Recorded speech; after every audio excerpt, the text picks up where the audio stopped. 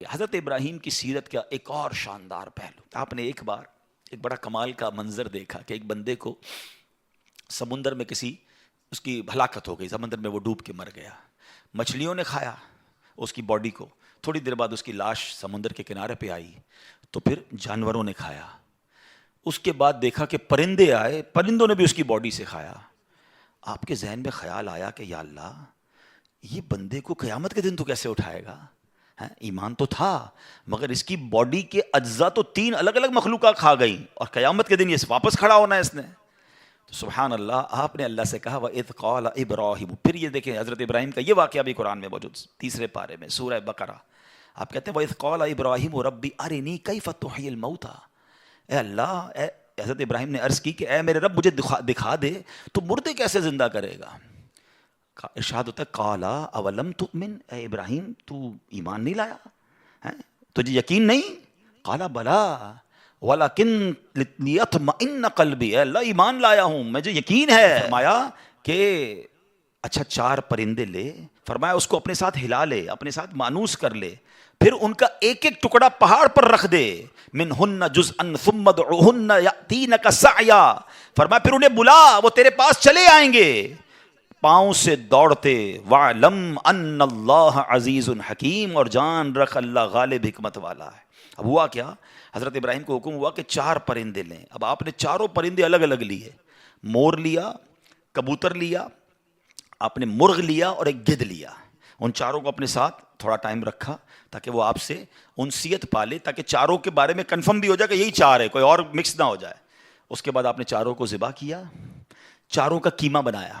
اور 4 کا قیمہ مکس کر دیا، 4 کا الگ الگ نہیں، 4 کا ٹوٹل مکس کر دیا، اور اس کے چھوٹے چھوٹے پیس سمجھ لیں 4 پہاڑ پر رکھ دیے، الگ الگ پہاڑوں پر، اور 4 کی جو چہرے تھے یعنی ان کی کھوپڑیاں تھیں وہ اپنے پاس رکھی، اس کا قیمہ نہیں بنایا،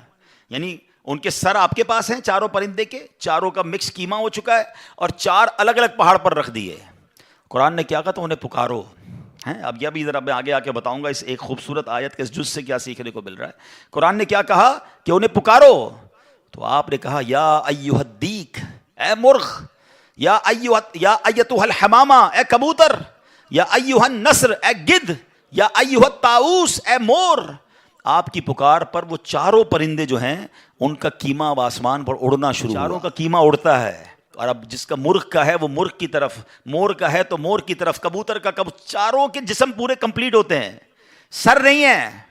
سر تو آپ کے پاس ہے نا، وہ 4 پرندے بغیر سر کے دوڑتے ہوئے آپ کے پاس آتے ہیں، زندہ ہو جاتے ہیں مگر سر نہیں ہے، قریب آتے ہیں تو حضرت ابراہیم نے ان کا سر جو ہے وہ واپس ان کے پاس لگا دیا، سب سر بھی ان کا لگ گیا، آ کر دانہ چگنے لگ گئے۔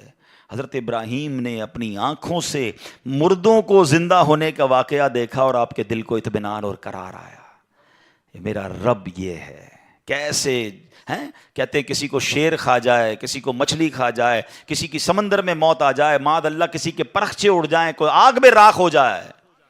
میرا رب چاہے تو سب کو دوبارہ جسم، ان کی تمام باڈی کو پھر کریٹ کرے گا اور وہ قیامت کے دن جمع ہوں گے۔ حضرت ابراہیم نے یہ اپنی آنکھوں سے دیکھا اور یہ واقعہ بھی قرآن میں موجود۔ یہاں کیا سیکھنے کو ملا؟ پہلی بات، میرے رب کی قدرت کیسی ہے، ان اللہ علی کل شیء قدیر، ٹھیک ہے۔ دوسری بات، علماء کہتے ہیں صوفیانہ تفسیر اس کی لکھی گئی کہ 4 پرندے کیوں لیے گئے، کبوتر، مور، گدھ، اور چوتھا کون سا تھا، مرغ۔ فرمایا ان 4 کی نا ایک ایک بری خصلت ہے۔ مرغ ہے اس کے اندر شہوت بہت ہے، جو کبوتر ہے اس کو اپنی اڑان پر بڑا ناز ہے، بڑا تکبر ہے، بہت اونچا اڑتا ہے۔ فرمایا گدھ جو ہے اس کا کیا پرابلم ہے، گدھ کے بارے میں فرمایا کہ وہ لالچی بہت ہے۔ اچھا پھر اس کے بعد ایک اور پرندہ ہے مور، اس کو اپنی خوبصورتی پر بڑا ناز ہے، وہ خوبصورتی کی وجہ سے بڑا پراؤڈ فیل کرتا ہے۔ تو فرمایا یہ 4 بری عادتیں ہیں، اس کو ذبح کر کے یہ پیغام دیا گیا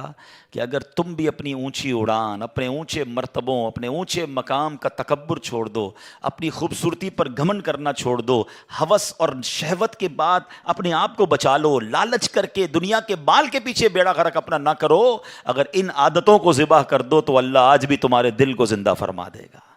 ان کو زندہ کیا نا، فرمایا ان عادتوں کو ختم کرو، رب تمہارے دل کو زندہ فرمائے گا اور اس میں نور داخل فرما دے گا۔